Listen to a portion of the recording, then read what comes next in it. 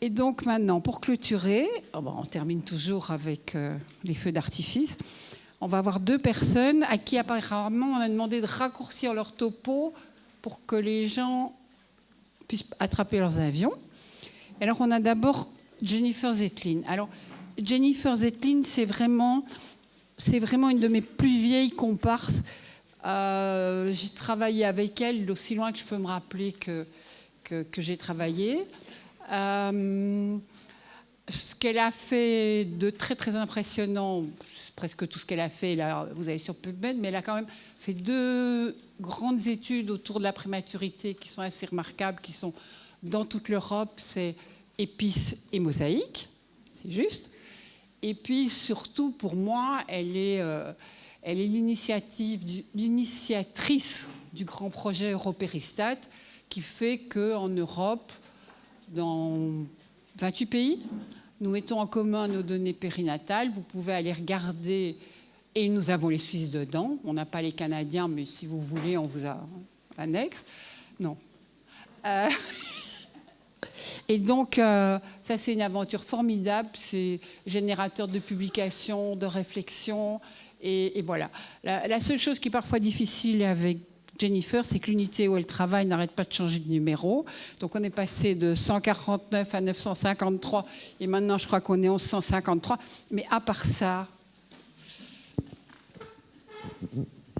Merci beaucoup Sophie. Merci de m'avoir invitée à parler avec vous. Je ne vais pas parler d'Europe, mais je vais vous parler d'une étude qu'on a faite dans le département de la Seine-Saint-Denis, en Île-de-France, en France.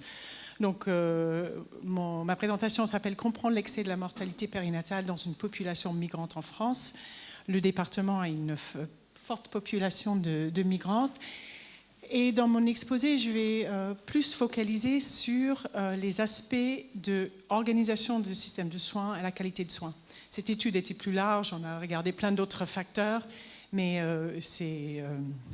j'avais vraiment envie de me focaliser dessus. En plus, c'est ça mon thématique de recherche, c'est comment est-ce qu'on peut améliorer la santé en améliorant l'organisation de nos systèmes de soins et de la qualité de soins. Donc le contexte pour cette étude est très facile à établir. Il suffit de regarder 3 diapos. Ça, c'est la mortalité infantile. Et la ligne en haut, c'est la Seine-Saint-Denis. Et la ligne en orange, c'est Île-de-France, les autres départements d'Île-de-France sans la Seine-Saint-Denis et la France sans l'Île-de-France. Donc on voit qu'il y a un vrai excès de mortalité infantile dans ce département. On voit le même excès pour la mortalité néonatale, qui est la mortalité pendant le premier mois de vie. Et on voit la même chose pour la mortinatalité, tout en sachant qu'il y a un changement de définition en France en 2001, mais il y a un grand excès de mort-nés. Donc juste pour vous montrer ça c'est les départements d'Île-de-France et ça c'est la France entière et ça c'est le pourcentage de naissances avec au moins un parent né en dehors de la France. Et donc on voit qu'en Seine-Saint-Denis 66% des naissances ont au moins un parent qui est né en dehors de la France. Mais là, il faut aussi constater que c'est assez élevé dans les autres départements de la région. Et en France, c'est 27%. Mais ce qui est, aussi caractérise ce département, c'est que c'est une population défavorisée. Et donc là, c'est le taux de chômage. En Paris Petite Couronne, ça c'est l'Île-de-France, et on voit que plus c'est foncé, plus c'est des taux de chômage élevés. Et quand on met une carte avec la mortinatalité dessus, on voit que vraiment ils sont très semblables. Donc, je vais vous parler du projet qui s'appelle REMI, Réduire la mortalité infantile et périnatale en Île-de-France, qui a été initié par l'Agence régionale de la santé d'Île-de-France. Et ce volet recherche comprenait 2 études. Donc il y avait un volet épidémiologique que notre équipe a fait, que je vais vous présenter. Il y avait aussi un volet qualitatif. Et Raquel Rico était, ou est peut-être toujours ici, était le chercheur qui était responsable, qui a fait cette étude-là. Alors, donc nos objectifs étaient de décrire les causes de décès et les principaux facteurs de risque médicaux liés aux décès, d'étudier les facteurs de risque sociodémographiques et liés aux soins, puis d'identifier les facteurs sous-optimaux intervenant dans le décès, évaluer leur contribution au décès. Alors, on a utilisé plein de méthodes pour faire cette étude. On avait commencé avec une enquête Delphi avec les professionnels du département pour leur demander ce qu'ils pensaient eux et pour générer des hypothèses pour notre étude. Et puis après, on a fait une étude des morts-nés et des morts néonatales sur tous les enfants qui sont nés en 2014 dans les maternités du département. Donc cette étude, d'abord, on a pris nos données à partir des dossiers médicaux, donc soit obstétriques pour des morts-nés et des morts en salle de naissance, et pédiatriques quand c'était un décès néonatal. Après, pour les femmes qui ont accepté, on fait des entretiens approfondis avec elles, à distance du décès, chez elles, par les enquêtrices sages-femmes. Et ces entretiens, c'était des entretiens structurés, mais qui avaient des parties non structurées aussi, et qui ont duré 1 heure, 2 heures. Après, on a discuté tous les cas avec l'équipe qui avait pris en charge la femme enceinte ou qui avait pris en charge l'enfant qui est décédé. Et puis, on a aussi fait une expertise externe avec un groupe d'experts pour aussi essayer de comprendre le cas. Par rapport aux données qu'on avait collectées sur les morts, on avait la chance d'avoir une population qu'on pouvait utiliser comme population témoin. C'est des naissances vivantes dans les mêmes maternités qui venaient de l'enquête nationale périnatale, qui est une enquête qui est répétée en France. Et on avait en fait essayé d'avoir une concordance avec les questions qui sont dans les 2 études pour pouvoir faire une étude type cas témoin pour faire émerger des facteurs de risque. Et juste pour dire, notre panel d'experts externes, là, il y en avait 14 experts, donc des obstétriciens, des sages-femmes et des pédiatres. Chaque cas a été expertisé par une personne parce que sinon c'était trop lourd, sauf quand c'était un décès néonatal, on essayait d'avoir 2 experts, un expert obstétrique, un expert pédiatrique. On a eu 4 réunions d'harmonisation avec ce panel pour voir des cas compliqués, pour discuter de la façon dont on travaillait. Donc, dans cette étude, on a défini un facteur sous-optimal, parce qu'on voulait chercher des facteurs sous-optimaux, et c'est ça qu'on avait défini, un écart à ce qui est considéré comme une bonne pratique ou un standard de suivi jugé par rapport aux recommandations ou standards définis par des sociétés savantes, des groupes professionnels, les agences, ou des bonnes pratiques usuelles. Et quand on demandait s'il existait un facteur sous-optimal, l'expert devait nous dire quelles étaient leurs recommandations qui correspondaient à cette pratique. Et puis on avait demandé, existe-t-il des facteurs sous-optimaux, et puis nous les décrire et donner-nous des recommandations. Et si oui, est-ce que ce décès aurait pu être évité en agissant sur ce facteur? Non, peu probable, possible et probable. Donc, je vais commencer avec les résultats d'enquête Delphi. Alors, il y a beaucoup de données dans cette enquête, donc je vais aller un peu rapidement. Donc, on avait consulté 36 professionnels de santé qui étaient exerçants dans le département, qui exerçaient à l'hôpital et en ville, et on leur avait demandé, selon vous, quels processus peuvent expliquer que les taux soient plus élevés en Seine-Saint-Denis que dans les autres départements? Il y avait 3 questionnaires en ligne, donc on avait commencé avec une question très ouverte, et puis peu à peu on a raffiné avec eux pour avoir une liste classée un peu par l'ordre de priorité vu par le panel. Donc on avait vu qu'il y avait en fait 3 grands thèmes, un autour de l'organisation et la qualité de soins, mauvaise organisation, offre médicale insuffisante et mauvaise communication, puis aussi des choses autour de la santé des femmes et des nouveau-nés, moins bon état de santé général de la population, plus de pathologies obstétricales et pédiatriques, et puis les conditions de vie, des problèmes sociaux, la grande précarité, des problèmes de logement ont beaucoup été évoqués, des conséquences d'accès aux droits, la migration récente et les barrières de langue, et aussi des choses autour de la compréhension et connaissances médicales.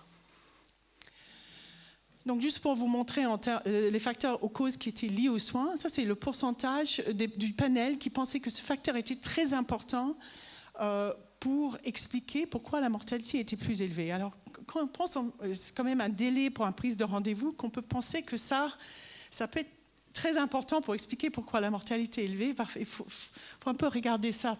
Délai pour les prises de rendez-vous, la saturation des consultations de PMI, trop peu de recours aux interprètes, la souffrance des soignants, débordés, démunis, manque de temps à consacrer aux patients, difficulté d'accès aux soins, problème de coordination de réseau ville-hôpital, pas de dossier de soins partagés, trop d'intervenants et pas de médecins traitants. Donc ça, c'était des facteurs qui ont été identifiés par des soignants sur le terrain. Donc, dans l'étude, sur l'année, il y a eu 249 enfants morts-nés ou morts en période néonatale sur 25 000 naissances qui ont eu lieu dans le département.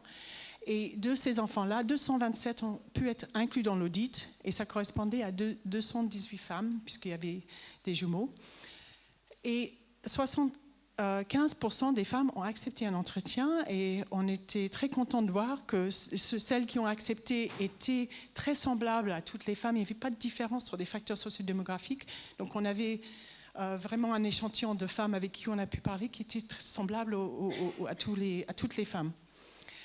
Et puis, on avait 429 femmes qui étaient dans l'enquête nationale périnatale des naissances vivantes dans les mêmes maternités qu'on pouvait utiliser comme population de témoins. Alors, je vais vous montrer rapidement certaines caractéristiques de la population. Alors là, c'est les caractéristiques des femmes qui ont eu un décès. Et là, c'est des caractéristiques des femmes qui ont eu une naissance vivante. Et bon, on fait ce qui sort de cette étude sont des facteurs de risque qu'on connaît bien. C'est des femmes qui sont plus âgées, sont plus à risque d'avoir un mort fétal, mort néonatale. On a vu c'était des parités élevées, étaient très associées. En termes de pays de naissance, c'était des risques plus élevés dans les autres pays d'Afrique, c'est-à-dire l'Afrique subsaharienne et les autres pays. Le fait d'avoir pas de sécurité sociale. Et puis là, les IMC élevés. La moitié des femmes qui ont eu un décès périnatal étaient soit en surpoids, soit obèses. Par contre, il n'y avait pas de différence au niveau de tabac, qui est quand même un facteur de risque souvent reconnu, surtout pour la mortinatalité. Quand on compare en termes d'état de santé antécédent, les femmes qui ont eu un décès avaient beaucoup plus d'antécédents d'hypertension, de diabète avant la grossesse, et puis des antécédents plus lourds dans les grossesses, des antécédents de mort fétale, de mort néonatale, de retard de croissance. Et en fait, 35% avaient au moins un antécédent ou une condition médicale. Et puis il y avait plus de grossesse gemellaire.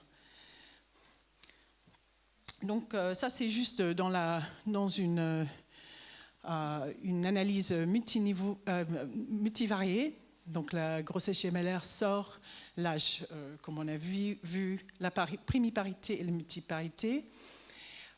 Les femmes d'Afrique subsaharienne qu'on a pris en compte, tous ces autres facteurs étaient plus à risque élevé. Par contre, les autres pays, et ça couvrait l'Asie du Sud, Turquie, l'Asie de manière générale, donc ça restait élevé. Et puis aussi le fait d'avoir aucune couverture sociale. Et là, je voulais montrer ces deux choses, c'est-à-dire les femmes qui étaient en surpoids ou obèses ont 2 fois le risque d'avoir un mort fétal ou un mort néonatal. Et puis, évidemment, les antécédents médicaux et obstétriques. Donc, on a regardé des choses dans le dossier.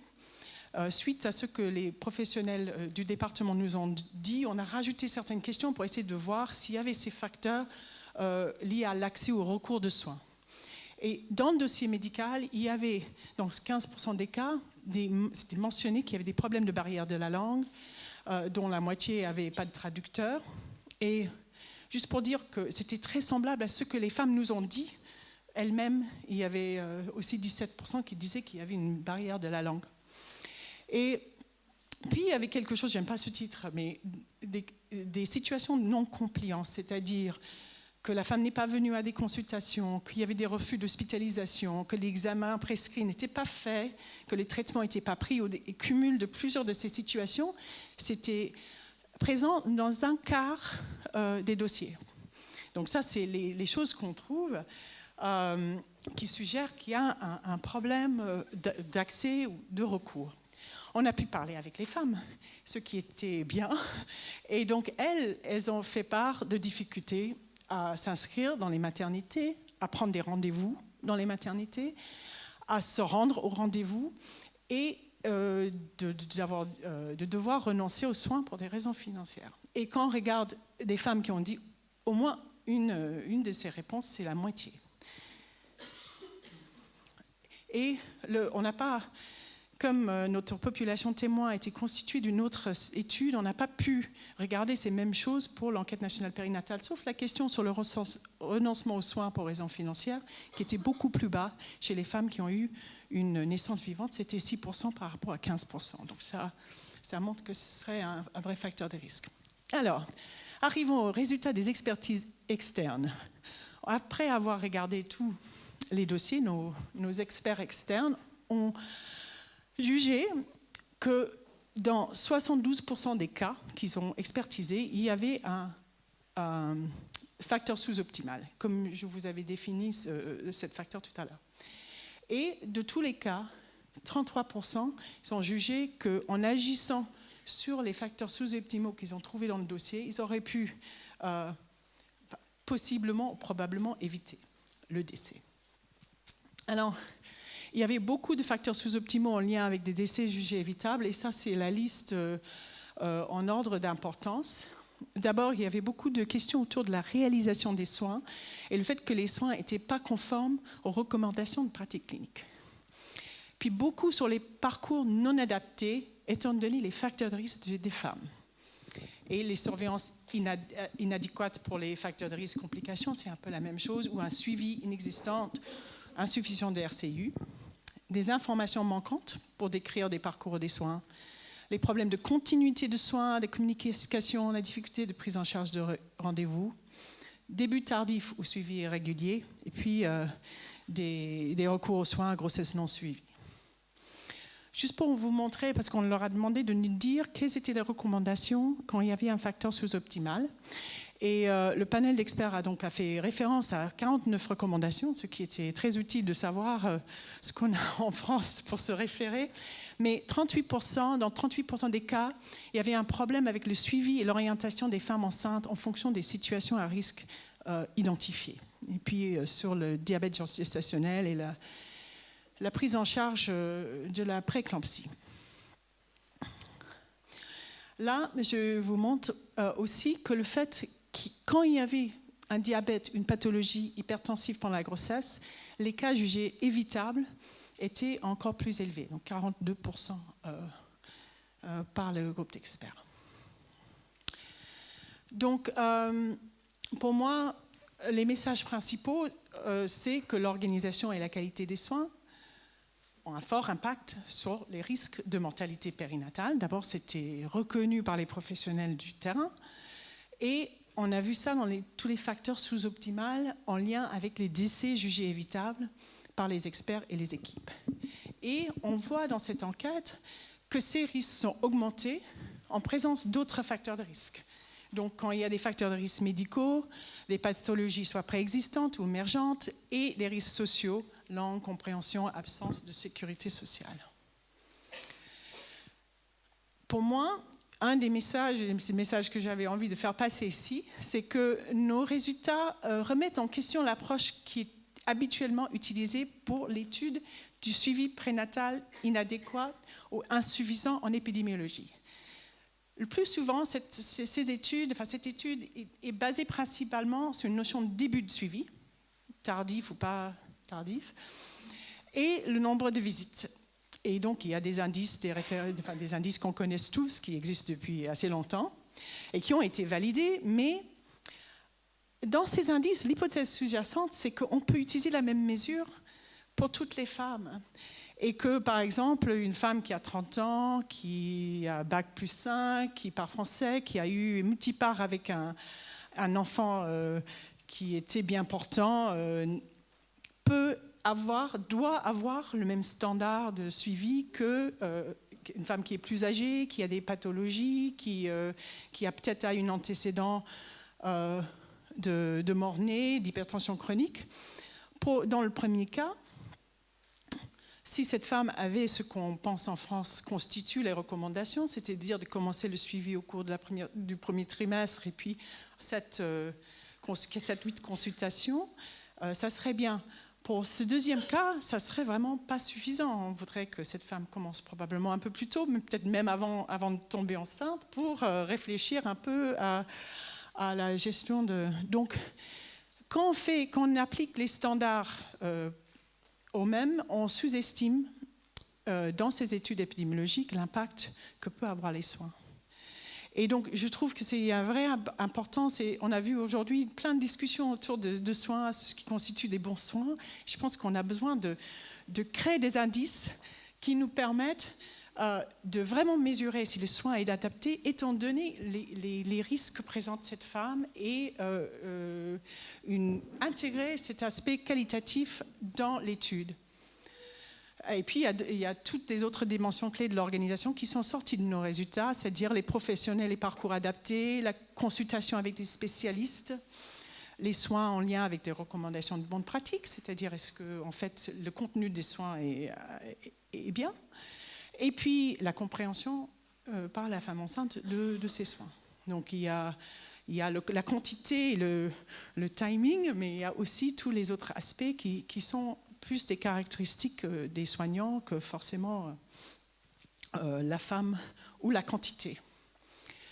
Donc enfin, je voulais dire pour moi, cette étude, d'abord, je trouve que ça a montré l'importance d'une approche épidémiologique dans un contexte multidisciplinaire. Je pense que voilà, vous êtes tous convaincus de l'importance d'une approche multidisciplinaire. Et d'ailleurs, on voit, c'est génial ici.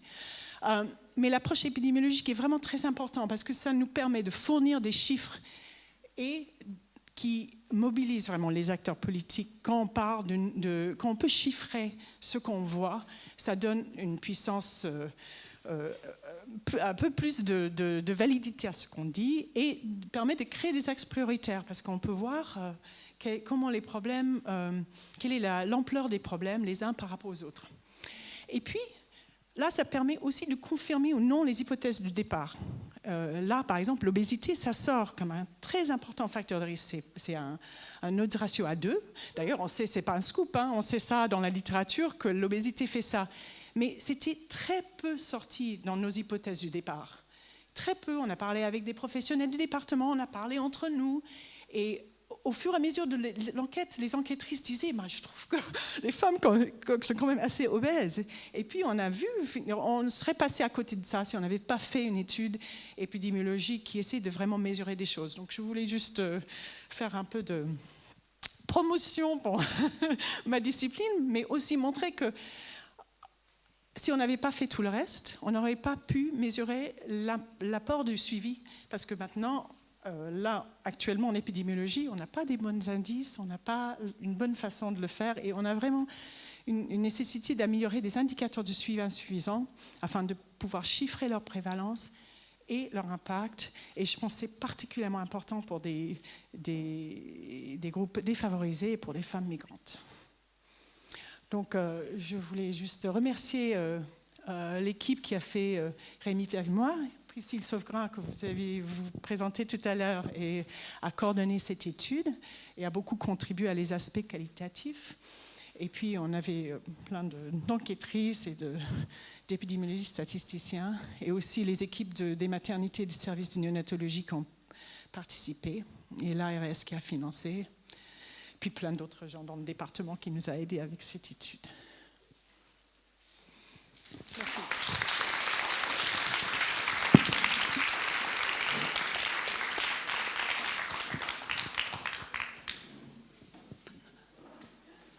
Merci beaucoup, Jenny. Donc, les chefs m'ont dit que j'ai le droit de prendre 2 questions de la salle, s'il y en a 2. En voilà une.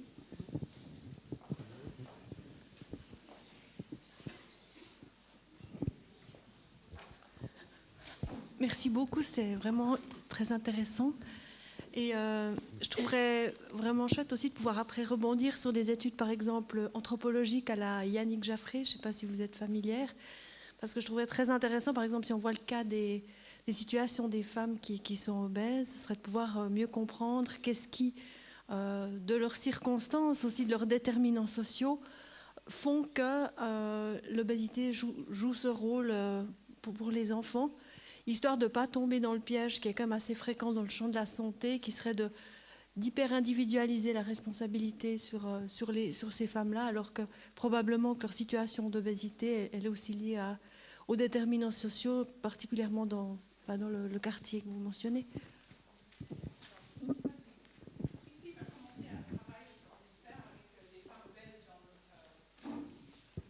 Dans notre cohorte, enfin, on a constaté que pour elles, c'était pas vraiment un problème. Et c'était ça, une des choses qui était intéressante. Elles parlaient de problèmes de santé, des problèmes de leur vie, mais pas forcément de leur poids. Donc, je pense que c'est aussi un peu peut-être méconnu que c'est un facteur qui peut avoir une influence sur l'enfant. Et puis, oui, ça c'est un projet qu'on a sur ces données. Je pense que c'est très important d'aller un peu plus loin.